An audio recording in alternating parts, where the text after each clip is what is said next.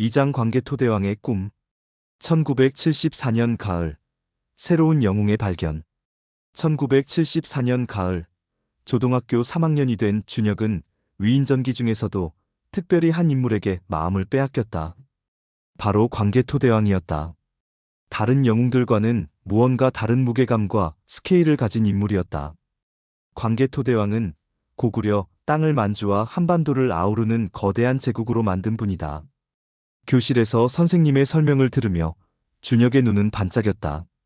단순히 나라를 지키는 것을 넘어서 영토를 확장하고 새로운 세계를 개척한 왕이라는 점이 그의 마음을 사로잡았다. 이는 지금까지 읽어온 다른 위인들과는 확연히 다른 비전과 스케일을 보여주었다. 책상 위에 펼쳐진 지도를 보며 준혁은 상상의 나래를 펼쳤다. 광개토대왕이 통치했던 고구려의 영토가 얼마나 광활했는지, 그 시대 사람들이 얼마나 웅장한 꿈을 품고 살았을지 생각해 보았다. 단순히 생존을 위한 싸움이 아니라 더 큰 세계를 향한 도전이었다. 담임 선생님과의 특별한 대화. 그날 방과 후 준혁은 위인전기를 다시 펼쳤다. 광개토대왕 편을 읽고 또 읽었다. 담임 선생님이 국사 시간에 거대한 지도를 펼쳐 보이며 설명했던 내용이 새록새록 떠올랐다. 압록강과 두만강을 넘나들며 북으로는 몽골 초원까지, 서쪽으로는 요동반도까지, 남쪽으로는 한강 유역까지 그 어마어마한 영토를 다스리며 백성들을 보살폈던 위대한 왕의 이야기였다. 광개토대왕이 되기까지는 나름의 과정이 있었을 거야. 어린 시절부터 어떤 꿈을 키웠을까? 준혁은 자신과 나이를 계산해 보았다. 광개토대왕이 자신만한 나이일 때는 어떤 생각을 했을까? 아마도 단순히 현재에 안주하지 않고 항상 더 큰 세계를 그렸을 것이다. 그날 오후 도서관에서 준혁은 혼자 생각에 잠겼다. 그때 우연히 손에 잡힌 책이 있었다. 세종대왕이었다. 와, 진짜 영웅은 백성을 위해 자신을 희생하지구나. 세종대왕은 한글을 만들어 백성이 글을 깨우치게 했고 과학기술을 발전시켜 나라를 부강하게 만들었다. 무엇보다 백성을 사랑하는 마음이 진짜 왕다운 면모였다. 그날 밤 준혁은 침대에 누워 생각했다. 친구들과의 이야기, 그리고 새로운 깨달음. 며칠 후 준혁은 도서관에서 삼국사기에 관한 책들을 찾아 읽었다. 거기서 더 자세한 광개토대왕의 이야기를 발견했다. 광개토대왕이 어린 시절을 보낸 곳도 지금의 준혁처럼 평범한 곳이었을 것이다. 특별할 것 없는 시작점이었지만 큰 꿈과 의지로 위대한 업적을 이룬 것이다. 나도 여기서 뭔가를 시작할 수 있을까? 그 순간 가슴속 깊은 곳에서 뜨거운 무언가가 꿈틀거렸다. 봉황혈맥이 또 한 번 반응하는 것이었다. 하지만 여전히 철심에 억눌리고 있어 무공으로 발현되지는 않았다. 대신 그의 마음속에 커다란 포부가 자리 잡기 시작했다. 그래, 이거야. 진짜 영웅은 이런 거야. 아버지와의 깊은 대화. 집으로 돌아온 준혁은 아버지에게 물었다. 아버지, 고구려와 부여의 왕이 전부 동명성왕인데 이상하지 않아요? 아, 그건 말이나. 아버지는 담배를 한 모금 빨고 말씀하셨다. 실 우리나라 고대사는 완전히 비어있는 부분이 많다. 삼국사기나 삼국유사도 후대에 쓰여진 것이고 정확한 자료가 남아있지 않다. 준혁은 또 다른 질문을 던졌다. 그럼 동명성왕이나 광개토대왕처럼 정말로 기업을 일궈낸 사람들이 있을까요? 아버지의 대답은 준혁의 기대를 훨씬 뛰어넘었다. 그런 분들이 정말 많이 계시지. 동명성왕은 부여를 세웠고 광개토대왕은 고구려를 영토를 넓혔듯이 현대에도 아무것도 없는 상태에서 큰 기업을 일궈낸 사람들이 많아. 예를 들어요? 정주영 회장, 이병철 회장. 이런 분들 말이야. 정주영 회장은 소 한 마리로 시작해서 현대그룹을 만들었고 이병철 회장은 작은 정미소에서 시작해서 삼성을 만들었어. 준혁의 마음이 뛰기 시작했다. 정말요? 소 한 마리로요? 그래. 그것도 빌린 소였어. 하지만 그분은 비전이 있었고 끝까지 포기하지 않았지. 새로운 목표의 설정. 그날 밤 준혁은 일기장을 꺼내들었다. 평소에는 일기를 잘 쓰지 않았는데 이날만큼은 뭔가를 기록하고 싶었다. 오늘부터 나도 광개토대왕처럼 큰 꿈을 꾸기로 했다. 아니, 그보다 더 큰 꿈을. 무엇을 써야 할지 한참을 고민했다. 그러다 문득 광개토대왕비에 새겨진 글귀가 떠올랐다. 대왕이 치세하며 몸소 정벌하여. 준혁은 자신만의 다짐을 적었다. 나는 미래의 사업가가 되어 많은 사람들에게 일자리를 제공하고 우리나라를 경제 강국으로 만들겠다. 어린아이의 글씨는 삐뚤빼뚤했지만 그 마음만큼은 진실했다. 꿈을 향한 첫걸음. 그 다음 날부터 준혁의 행동이 조금씩 바뀌기 시작했다. 단순히 책을 읽는 것에 그치지 않고 실제로 무언가를 해보고 싶었다. 점심시간에 친구들이 운동장에서 뛰어놀 때 준혁은 구석진 교실에서 혼자 종이에 뭔가를 그리고 있었다. 그것은 자신이 미래에 만들고 싶은 회사의 구조도였다. 사장실, 직원들 사무실, 공장, 창고. 물론 초등학교 3학년이 그릴 수 있는 수준이었지만 그의 상상력은 이미 훨씬 앞서 달리고 있었다. 준혁아, 뭐하냐? 친구 하나가 다가왔다. 회사 그림 그리고 있어. 회사? 놀이공원 아니야? 아니야, 진짜 회사. 내가 나중에 만들 거야. 친구는 고개를 갸웃하며 돌아갔다. 하지만 준혁은 개의치 않았다. 광개토대왕도 처음에는 아무도 그의 꿈을 이해하지 못했을 것이다. 선생님의 격려와 조언. 며칠 후 담임 선생님이 준혁을 불렀다. 준혁아, 요즘 무슨 생각을 많이 하는 것 같더라. 수업 시간에도 딴 생각을 하고. 준혁은 솔직하게 말했다. 선생님, 저는 나중에 큰 회사를 만들고 싶어요. 광개토대왕처럼 큰 일을 하고 싶어요. 선생님은 웃으며 말했다. 그래, 꿈이 큰 건 좋은 일이야. 하지만 꿈을 이루려면 지금 할 일부터 잘해야 해. 공부도 열심히 하고 친구들과도 잘 지내고. 네, 선생님. 그리고 준혁아, 진짜 큰 일을 하려면 혼자서는 안 돼. 많은 사람들과 함께 해야 해. 광개토대왕도 훌륭한 신하들과 백성들이 있었기 때문에 위대한 일을 할 수 있었던 거야. 그 말이 준혁의 마음에 깊이 새겨졌다. 그동안 혼자만의 꿈에 빠져 있었는데 이제는 다른 사람들과 어떻게 함께 할지도 생각해봐야겠다는 생각이 들었다. 새로운 다짐. 그날 저녁 준혁은 창밖을 바라보며 생각했다. 석양에 물든 하늘이 유난히 아름다워 보였다. 강한 몸보다 강한 의지가 세상을 바꾼다. 준혁의 마음속 깊은 곳에서 불명한 목소리가 들려왔다. 아직은 희미했지만 그 속에 담긴 의지만큼은 확고했다. 그것은 봉황혈맥이 철심에 억눌리고 있어도 그의 의지만큼은 그 누구보다 강했다. 무력이 아닌 창조적 도전으로 기존 틀을 뛰어넘는 새로운 관점으로 세상을 바꾸겠다는 의지가. 삼장 허약한 몸, 강인한 의지. 1975년 봄, 체육 시간의 고민. 1975년 봄, 초등학교 4학년이 된 준혁은 체육 시간만 되면 우울했다.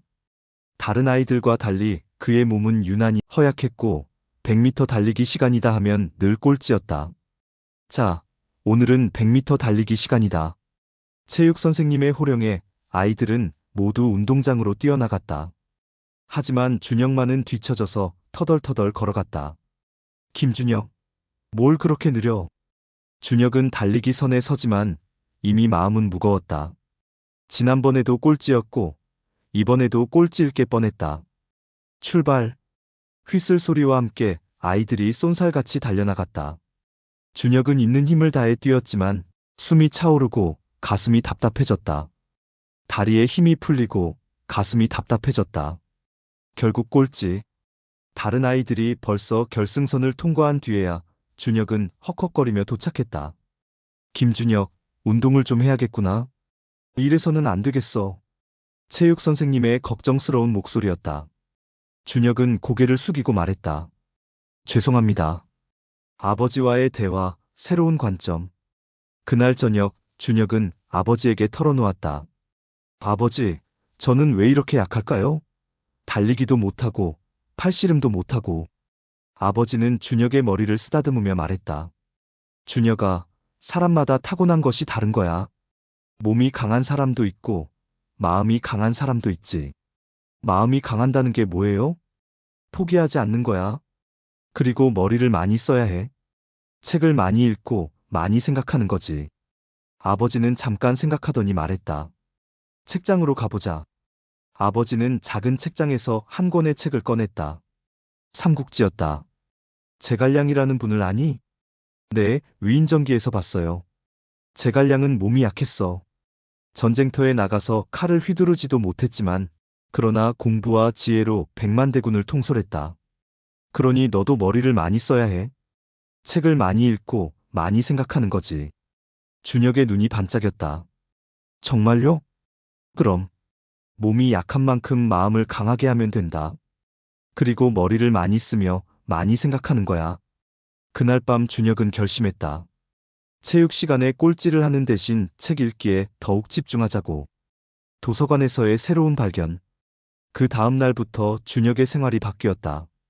친구들이 운동장에서 축구를 할 때 준혁은 도서관에서 책을 읽었다.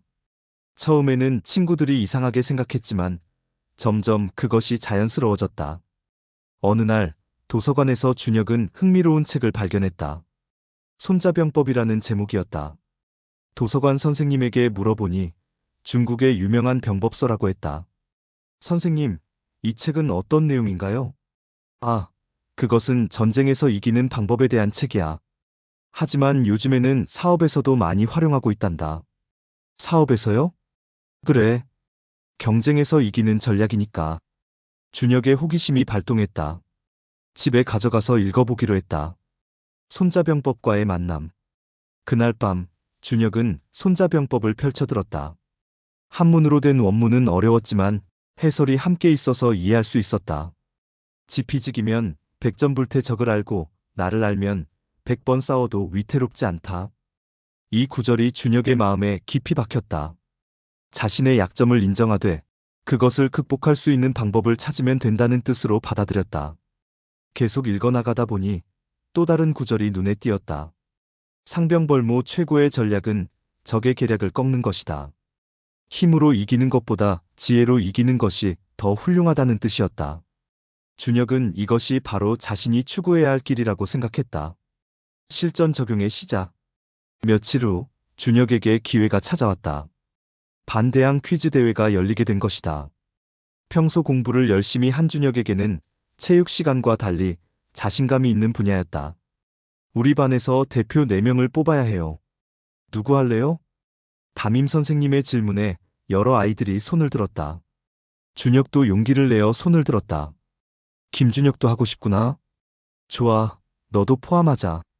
드디어 준혁이 몸이 아닌 머리로 경쟁할 수 있는 기회가 온 것이었다. 대회 당일, 준혁은 긴장했지만 동시에 기대했다. 평소에 읽었던 많은 책들의 내용이 머릿속에서 정리되어 있었다. 첫 번째 문제입니다. 고구려의 광개토대왕이 정복한 영토는 어디까지일까요? 이건 준혁이 가장 자신 있는 분야였다.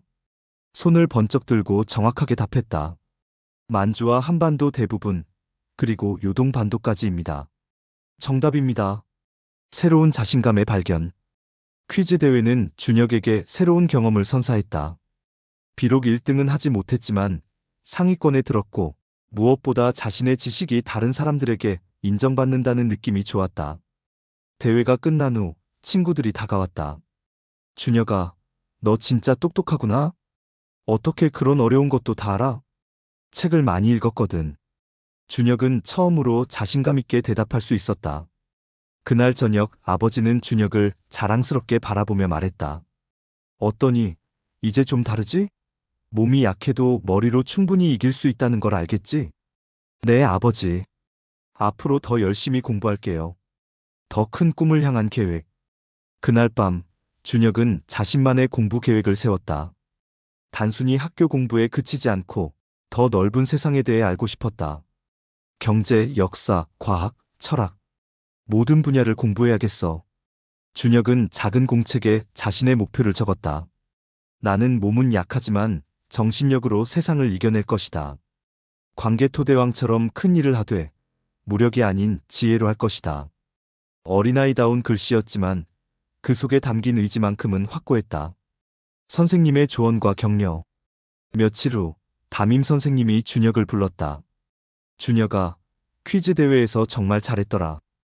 앞으로도 계속 그렇게 공부하면 큰 사람이 될 거야. 감사합니다, 선생님. 그런데 한 가지 조언하고 싶은 게 있어. 공부도 중요하지만 친구들과도 잘 어울려야 해. 혼자서는 큰 일을 할 수 없거든. 선생님의 말이 준혁의 마음에 와닿았다. 지금까지는 혼자 책만 읽는 데 집중했는데 이제는 다른 사람들과의 관계도 중요하게 생각해야겠다고 마음먹었다. 네, 선생님. 앞으로는 친구들과도 더 가깝게 지내겠습니다. 체육 시간에 새로운 접근.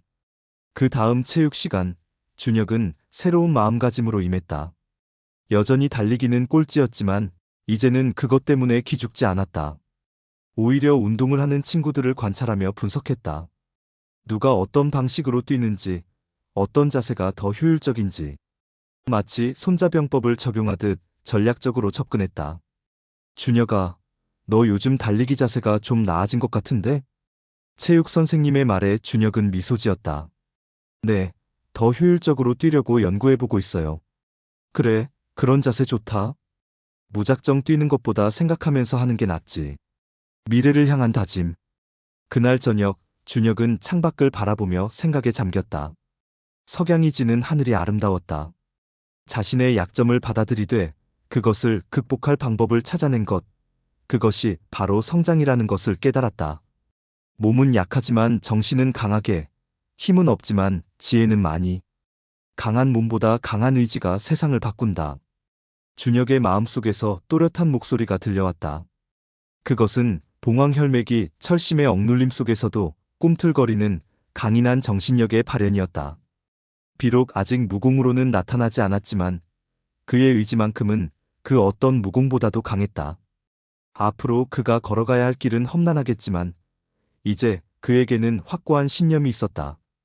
약한 몸을 강한 정신력으로 극복하고 지혜와 전략으로 세상을 바꾸겠다는 의지가